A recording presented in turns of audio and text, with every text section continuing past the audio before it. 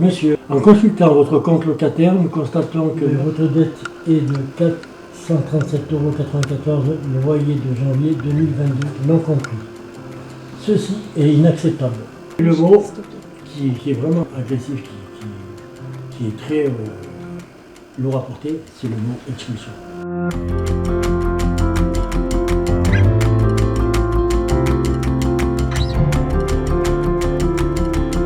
J'ai repéré durant les entretiens que les usagers ne posaient pas que des problèmes administratifs, mais ils posaient aussi des souffrances liées à ces démarches administratives. Donc des angoisses, des larmes, des peurs, des craintes, des insomnies.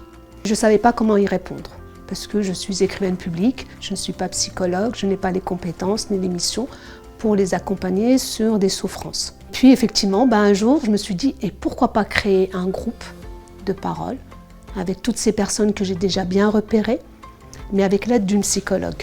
Et c'est comme ça qu'est né le groupe Les Petits Papiers.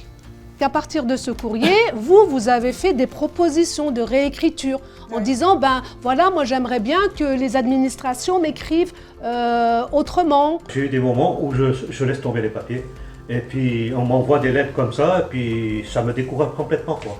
Mais si par exemple, si on vient m'aider, c'est bien parce que je me sens épaulé. Là, j'ai plus envie d'aller faire mes papiers plus facilement. Les principales difficultés, c'était la complexité des démarches.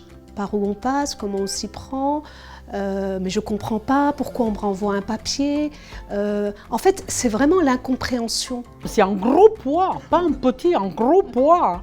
Mais un gros poids que ça tourne trop sur le dos et on se courbe, quoi. Quand on a trop de papiers sur le dos, on ne s'en sort pas. On ne s'en sort pas, on a besoin d'aide. Pendant 2 ans, le groupe s'est réuni assez régulièrement. Et puis il se trouve que la ville, à ce moment-là, a organisé son premier forum d'accès au droit. Et nous a dit, écoutez, est-ce que ça dirait au groupe de participer? Et c'est ainsi qu'est née cette exposition, à partir de leurs témoignages. C'est une vraie histoire qui s'est passée, un petit moment de notre vie qui a fait que, voilà, on était en panique et tout, et que donc ça peut arriver à n'importe qui, à eux. En fait, le message, c'est pour interpeller, déjà, pour faire connaître aussi cette problématique qui est réelle. Plus on est en difficulté et plus on reçoit de courriers et plus c'est compliqué. Donc ça vient en rajouter encore.